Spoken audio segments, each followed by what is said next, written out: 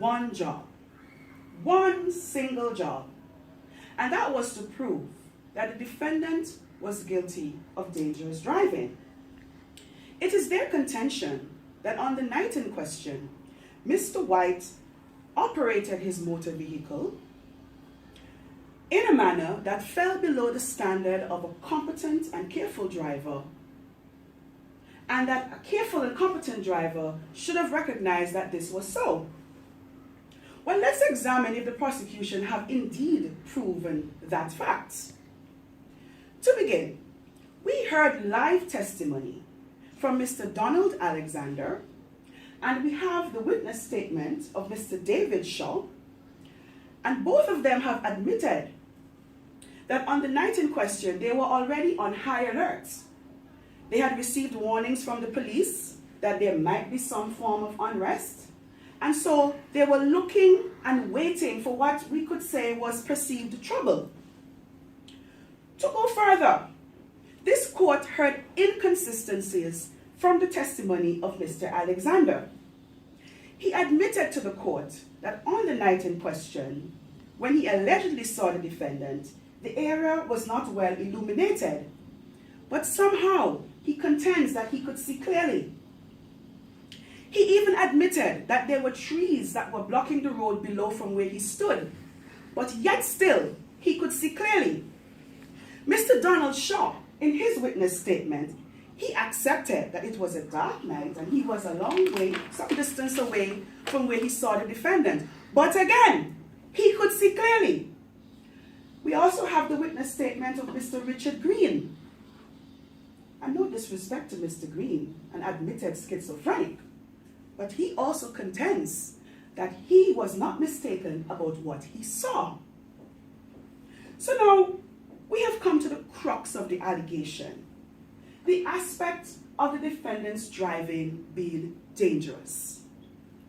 We know in this context that danger refers to injury that could happen to someone or serious damage to property. The testimony from Mr. Donald Alexander, he admitted that there wasn't anyone around when the defendant was driving. None of the other persons who provided a witness statement admitted that there was anyone around either. So the question now remains, who exactly was the defendant's driving a danger to? There haven't even been any reports of any serious damage to property as a result of the defendant's driving. So where exactly is the danger?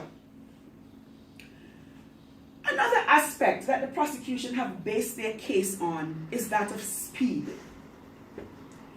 Mr. Alexander contends that the defendant was speeding, and he estimated that his speed was about 60 to 70 miles per hour. Now, no disrespect to Mr. Alexander. He didn't have a device to judge the defendant's speed. He was not a police officer who had practice in estimating someone's driving speed. So, how exactly was he qualified to judge with certainty that the defendant was driving at the speed at which he alleged? There were other witnesses in their statement who mentioned speed as well.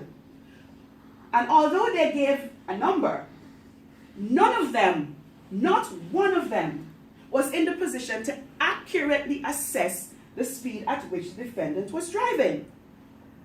Oh, madam, let's not forget the fact that Mr. Alexander and Mr. Shaw, in their infinite wisdom, pursued the defendant, who undoubtedly under those circumstances, not knowing who they were, not knowing what he did, would have been fearful for his life and his safety. So their pursuit of him caused him to accelerate to get away from them, but yet still, he was the danger. I think you see where I'm going with this, madam. So the end result is this. We have witnesses who have admitted that it was a dark night. So there is some doubt as to the accuracy of what they saw. We also have those same witnesses who admitted that there was not anyone present that they could see on the night in question. So there is no element of danger to these persons. And we have some of those same witnesses who, without the use of a device, who without being trained, without having a special skill to determine the speed at which someone was driving, ventured to say that a defendant was driving at a particular speed. And this is what the prosecution have based their case on. Witnesses who didn't see anyone, who are unqualified to judge the speed of the defendant's driving, who admitted that it was a dark night, but yet still, this is what the defendant has been brought to this court today to answer charges on. A shaky case of the prosecution. Even more significant, madam, is the fact that the prosecution have attempted to paint a rather negative picture of the defendant. He's a young man who's gainfully employed, and by all accounts of right-thinking members of the society, his employer included, he is a young man of good character who is not prone to the sort of actions that has been alleged against him. But on the basis of this, the prosecution has still made a case.